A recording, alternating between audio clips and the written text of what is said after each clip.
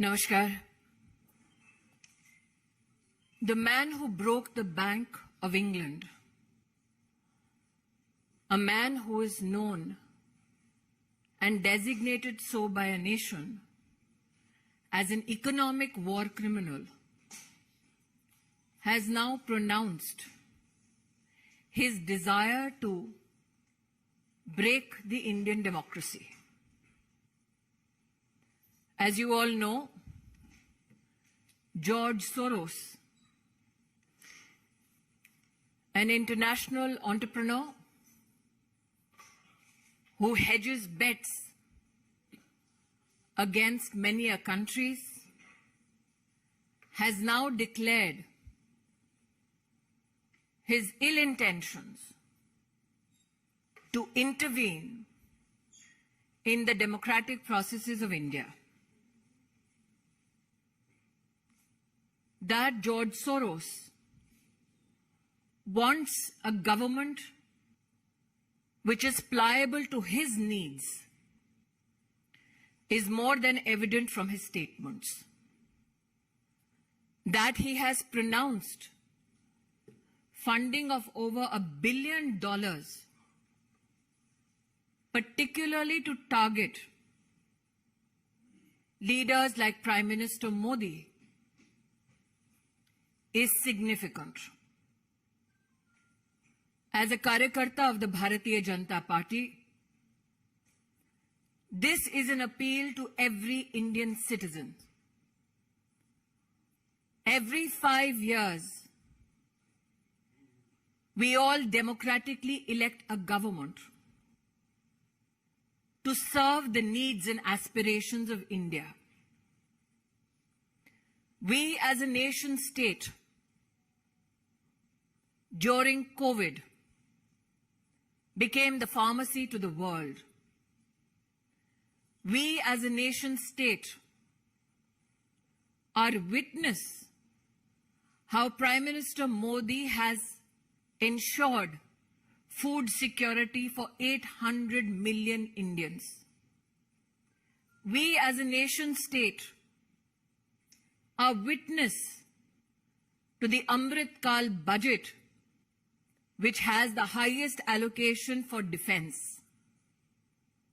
We as a nation state are, together with Prime Minister Modi, laying the foundation for the future of our country that will not only inherit our dreams, but a resilient and stronger economy. It is to be highlighted that when India rose to the 5th largest economy of the world, when the President of the United States of America, the Prime Minister of England, the President of France, publicly extended gratitude to the Indian Prime Minister and India for enabling employment not only in India, but also these 3 designated nations. Such is a time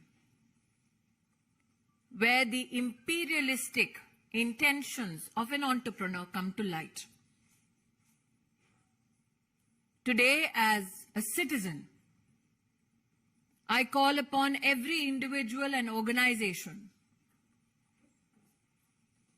societal or political, to denounce the intention of this individual who seeks to demonize our democracy,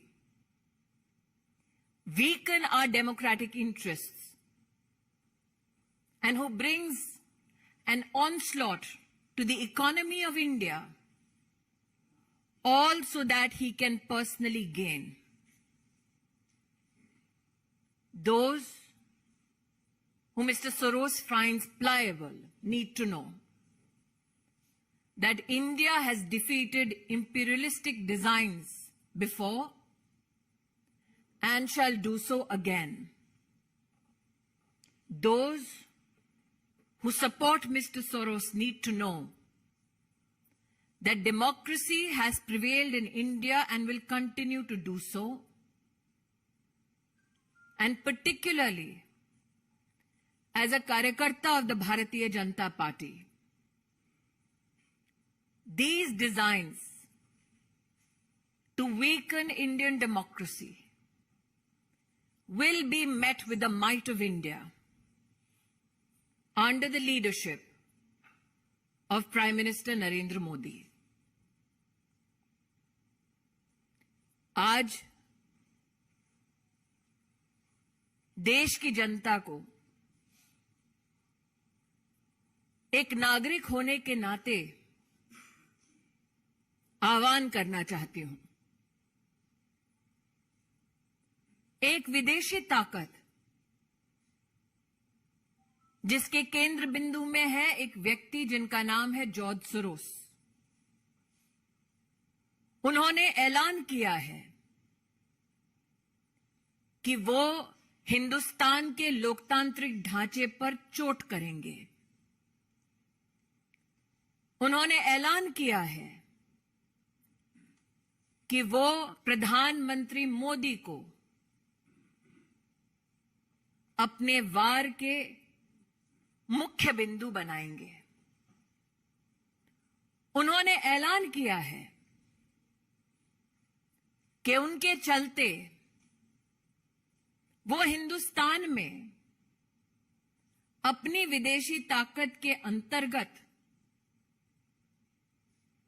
एक ऐसी व्यवस्था बनाएंगे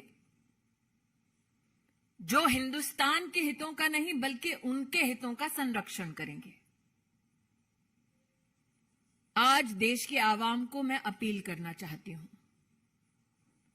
चाहे आप व्यक्ति हो, चाहे आप संगठन हो, चाहे आप राजनीतिक दल हो,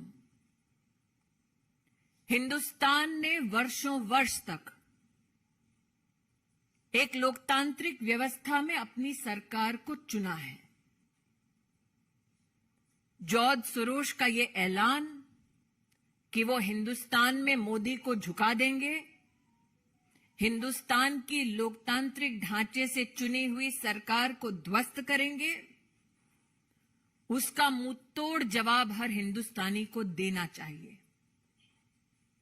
यह हम सबको ज्ञात है कि जब विश्व में इस बात की चर्चा थी कि कोविड में हिंदुस्तान का क्या हश्र होगा, तो प्रधानमंत्री मोदी ने 80 करोड़ नागरिकों की खाद्य सुरक्षा की दृष्टि से हर गरीब तक अनाज पहुंचाया। जब विश्व में यह चर्चा थी कि कोविड में हिंदुस्तान वैक्सीन और दवाई की दृष्टि से अपना संरक्षण कैसे कर पाएगा, तब प्रधानमंत्री मोदी जी के नेतृत्व में 200 करोड़ वैक्सीन की डोजेज न सिर्फ हिंदुस्तानियों को मिली मुफ्त, बल्कि साथ ही 160 देशों की सहायता हिंदुस्तान ने की। हिंदुस्तान इस बात का साक्षी है कि अमृतकाल का ये बजट भारत की रक्षा प्रणाली के लिए सबसे ज्यादा आवंटन करता है। आज जब भारत को अमेरिका के राष्ट्रपति, फ्रांस के राष्ट्रपति, इंग्लैंड के प्रधानमंत्री आभार व्यक्त करते हैं कि उनके देशों में हिंदुस्तान और हिंदुस्तानियों की वजह से आज आर्थिक संबंध और मजबूत हो रहे हैं, जब भारत विश्व की 5वीं सबसे बड़ी अर्थव्यवस्था बनकर उभर रही है, ऐसे में हिंदुस्तान के लोकतांत्रिक ढांचे में हस्तक्षेप करने का ऐलान करने वाले जॉर्ज सोरोस को एक स्वर में हम जवाब दें कि लोकतांत्रिक परिस्थितियों में लोकतांत्रिक ढांचे से चुनी गई हिंदुस्तान की सरकार और हिंदुस्तान के प्रधान सेवक नरेंद्र मोदी ऐसे गलत इरादों के सामने सर नहीं झुकाएंगे। जब जब हिंदुस्तान को चुनौती दी गई, हमने विदेशी ताकतों को पहले भी हराया है, आगे भी हराते रहेंगे। कोई प्रश्न है तो रविकांत राय, टाइम्स नाउ। 1 मिनट अंकित। रविकांत, आपको क्या लगता है कि भारत सरकार और भारत के प्रधानमंत्री की छवि को धूमिल करने के लिए अंतर्राष्ट्रीय स्तर पर कोई साजिश रची जाए? देखिए, ये मात्र छवि को धूमिल करने का दुस्साहस नहीं है। अगर आप उस वाक्य को बड़ी बारीकी से सुने, वो सत्ता परिवर्तन की बात करते हैं, तो आप इसको मात्र इमेज से इसका संबंध ना जोड़ें। हिंदुस्तान की लोकतांत्रिक व्यवस्था को ध्वस्त करने का ऐलान किया गया है।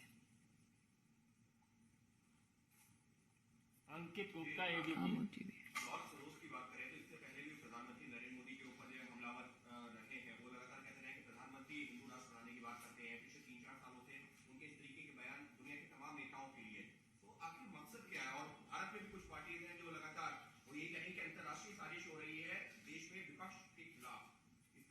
मैं इतना ही कहना चाहूंगी, उनके अगर अपने शब्दों को आप देखें तो वो चाहते हैं कि उनकी विदेशी व्यवस्था को जो सरकार सहयोग कर दे, ऐसी सरकार हिंदुस्तान में उचित है।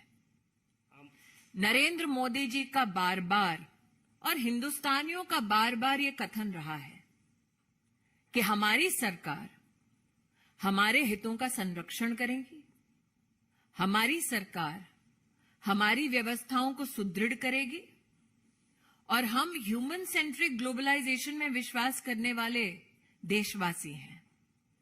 लेकिन जॉर्ज सोरोस का जो ऐलान हुआ है, वो ऐलान आप निश्चित रूप से बारीकी से समझें। वो हमारी डेमोक्रेसी को ध्वस्त करने का ऐलान मात्र इसलिए करते हैं ताकि उनके हैंड पिक्ड लोग सरकार चलाएं। आमोद राय, टीवी 9।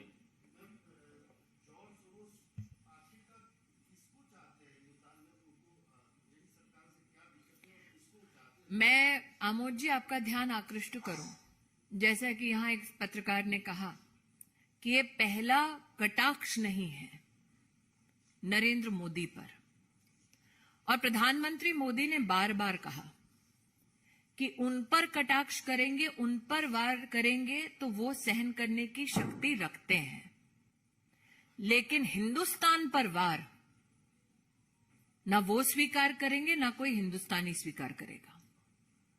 जॉर्ज सोरोस किसको फंड करते हैं, ये मुझसे बेहतर आप पत्रकार जानते हैं।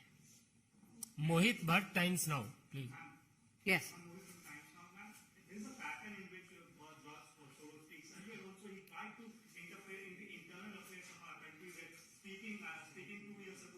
Stated that PM Modi has put on punitive restrictions on people of Kashmir. He talked about it, how the government is trying to take over the citizenship, and now he says that Adani vote will bring the downfall of PM Modi.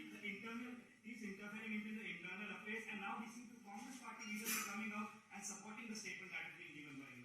I will only say this. Any political organization that seeks to serve the interest of India will stand in solidarity with India and against George Soros. Any political organization that matches steps with George Soros will stand exposed in front of the Indian electorate. Yes, it is true that George Soros has not only attacked Prime Minister Modi, he has attacked the intention and the will of the Indian Parliament. That now he seeks to attack democratic processes in India is an issue I find no political organization that is constitutionally steeped in protecting Indian interest can support. Thakur Ravindra Singh, Zee News. क्या George Soros एक इतना ताकतवर व्यक्ति है कि भारत के लोकतंत्र या लोकतांत्रिक प्रक्रिया को चूर कर सकता है? प्रधानमंत्री नरेंद्र मोदी इतने कमजोर हैं कि वो एक व्यक्ति के कारण से पदच्युत हो सकते हैं, या आपको लगता है कि उस व्यक्ति के साथ वैसी पूरी ताकतें खड़ी है जो बीजेपी या प्रधानमंत्री नरेंद्र मोदी के खिलाफ है? मैं दोबारा रविंद्र जी, क्योंकि आपका विस्तार से विश्लेषण आपने किया है, 2-3 चीजें आपके सम्मुख रखना चाहूंगी बड़ी विनम्रता से। उन्होंने एक फंड का ऐलान किया $1 बिलियन का, जो वो हिंदुस्तान में और जहां जहां हिंदुस्तान के इंटरेस्ट है वहां पर संचारित करेंगे ताकि हिंदुस्तान को ठेस पहुंचे। उन्होंने, मैंने पहले भी एक पत्रकार मित्र से यहां कहा, मोदी की इमेज पर वार पहली बार नहीं हुआ है। हिंदुस्तान के लोकतांत्रिक ढांचे पर वार का ऐलान उन्होंने पहली बार किया है जॉर्ज सोरोस ने। इन दोनों के बीच का फर्क समझना जरूरी है।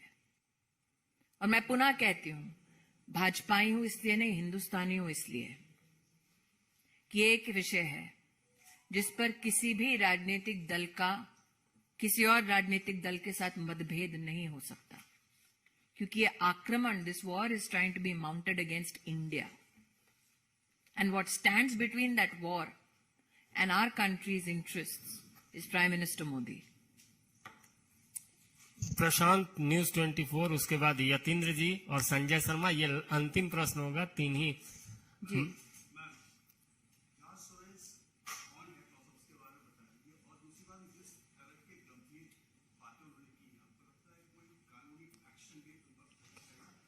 मैं इतना ही कहूंगी कि क्योंकि मैं किसी एजेंसी की प्रतिनिधि नहीं हूं, इसलिए एजेंसीज की ओर से नहीं कहना चाहूंगी। लेकिन हाँ, निश्चित रूप से जब हिंदुस्तान की सॉवरेन राइट्स के ऊपर कोई प्रहार करने का प्रयास करता है तो जो अधिकृत संस्थाएं हैं वो निश्चित रूप से कार्रवाई करती हैं। यतीन्द्र, टीवी 18।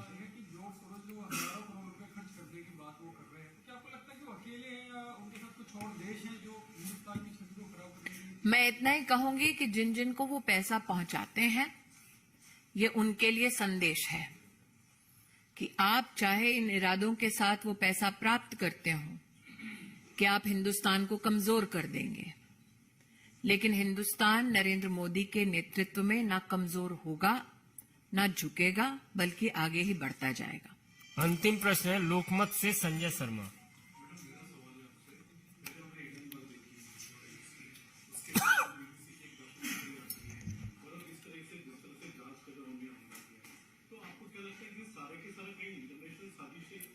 मैं इतना ही कहूंगी, ये सारे विषय तब उभरे जब हिंदुस्तान विश्व की 5वीं सबसे बड़ी लोकतांत्रिक और आर्थिक ताकत बनकर उभरी।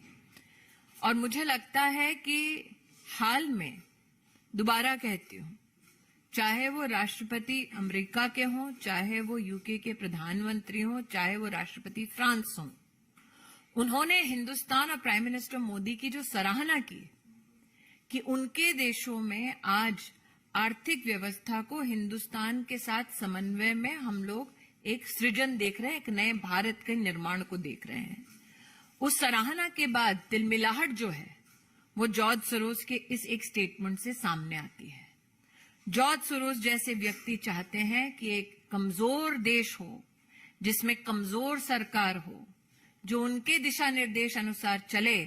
ये नया हिंदुस्तान है, कमजोर नहीं है। बहुत बहुत धन्यवाद। धन्यवाद।